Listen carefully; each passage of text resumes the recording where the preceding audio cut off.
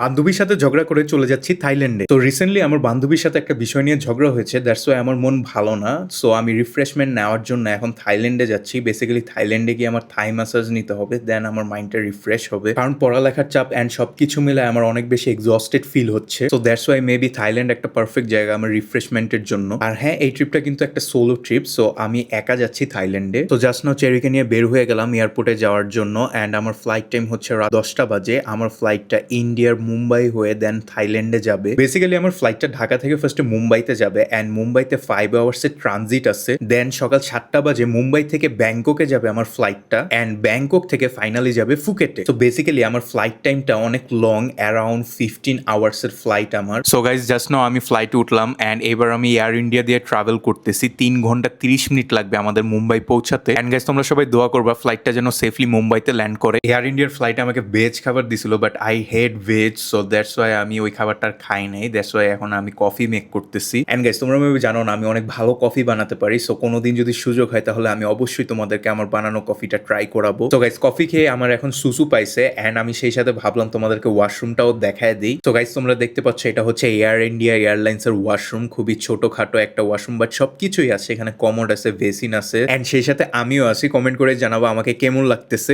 আলহামদুলিল্লাহ গাইজ, 3.5 ঘন্টার জার্নি শেষে ফাইনালি বোম্বে আসলাম, মানে মুম্বাইতে আসছি। অ্যান্ড অনেক দিন পরে গাইজ আমি ইন্ডিয়াতে আসছি। একটা টাইমে রেগুলার আমার ইন্ডিয়া আসা হতো, বাট মজার ব্যাপার হচ্ছে গাইজ, আমি যখন ইন্ডিয়াতে আসি তখন ইন্ডিয়ান মানুষজন আমাকে বুঝতেই পারে না আমি বাংলাদেশি নাকি ইন্ডিয়ান, क्योंकि मुझे हिंदी आता है। सो मैं जब इंडिया आता हूँ तब हिंदी में ही बात करता हूँ। दैट्स वाई वो लोग समझ नहीं पाते मैं बांग्लादेशी हो और इंडियन। फाइनली मुंबई इंटरन्যাশনাল এয়ারপোর্টে আমি এসে পড়ছি, অ্যান্ড মুম্বাই ইন্টারন্যাশনাল এয়ারপোর্টে এটা আমার ফার্স্ট টাইম। সো মুম্বাই এয়ারপোর্টে আমার 5 ঘন্টা ট্রানজিট। সো গাইজ, আজকের ব্লগটা যেহেতু থাইল্যান্ড নিয়ে, সো আমি তোমাদেরকে ইন্ডিয়া দেখায় আর সময় নষ্ট করবো না। সো আমরা এখন ডিরেক্টলি চলে যাব থাইল্যান্ডে। ফাইনালি গাইজ, ফুকেট যাওয়ার ফ্লাইটে আমি উঠে গেছি, অ্যান্ড তোমরা দেখতে পাচ্ছ ফ্লাইট এখনো টেক অফ করে নেই, কারণ এখন সেফটি ইনস্ট্রাকশন দিচ্ছে ক্যাবিন ক্রুরা। অ্যান্ড এখন সকালও হয়ে গেছে, অ্যান্ড যেহেতু সারা রাত আমার জার্নি করেই কেটেছে, দ্যাটস ওয়াই এখন আমি অনেক বেশি টায়ার্ড, আমার ঘুমও পাচ্ছে। সো গাইজ, জাস্ট নাও আমাদের ফ্লাইটটা ফুকেটের জন্য টেক অফ করলো, অ্যান্ড বাহিরের দৃশ্যটা তোমরা দেখতে পাচ্ছ অনেক বেশি সুন্দর লাগতেছে। অ্যান্ড ফুকেট যাওয়ার জন্য কিন্তু আমি থাই এয়ারওয়েজ চুজ করেছি, অ্যান্ড থাই এয়ারওয়েজ এর ফ্লাইট গুলা সেই অনেক বেশি